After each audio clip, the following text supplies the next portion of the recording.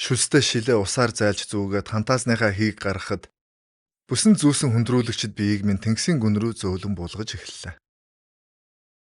Энэ шумбалт ямар аюултай байж болохыг дотроо төсөөлж хэрвээ асуудал гарвал задгай сансарт байгаатай адил агааргүй орчинд чад хиндэ гэж өөргөө дэмий сандрав. Балуунд байсан агаараар амьсгалах маш хэлбэр санагдсан тул гэртээ харихтаа нэгийг авч тавьбал зүгээр юм уу гэж бодлоо.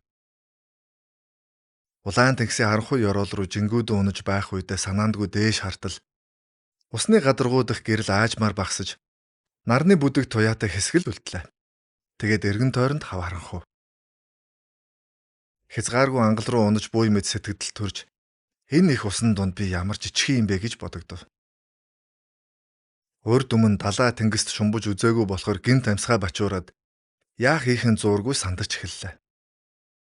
Маш хурдан амьсгалж байсан болохоор олон тооны агаарын бөмбөлгүүд эрхчлөөрөө дээш тэмүүлж миний өчил төрөгчийн нөөц багсаж эхлэв. Найз маань над руу эргэж хараад нүд рүү хар, тайвшир, тэгээ зөөлөн амьсгал гэсэн дохиог гарынхаа үйлдэлээрээ тайван үзүүллээ. Би түүний арга барилд нь ховстуулсан мэт тайвширч амьсгалаа чигтлэв.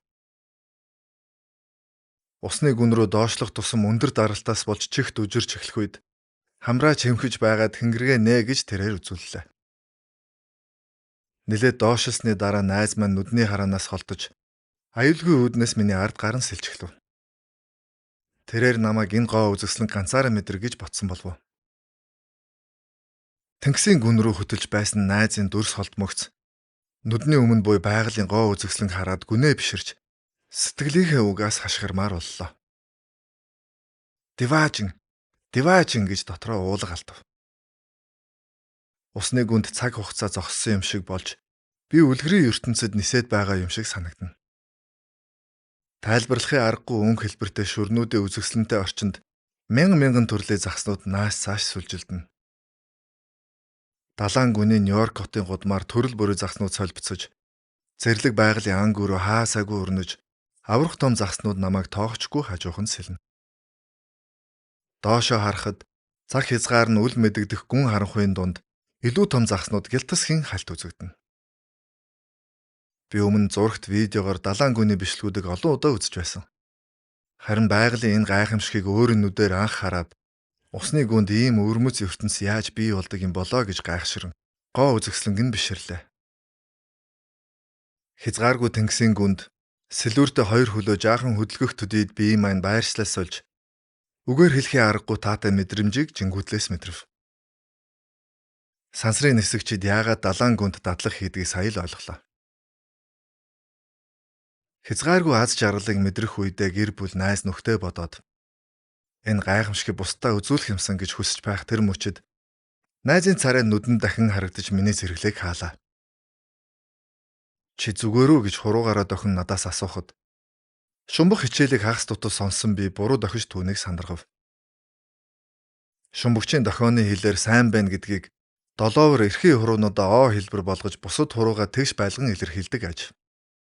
Харин би баярлсандаа манайхаар гоё гэдэгтэй адил эрхийн хуруугаа дээш нь заав. Энэ нь яаралтай дээшээ гарах хэрэгтэй байна гэсэн дохио ажээ.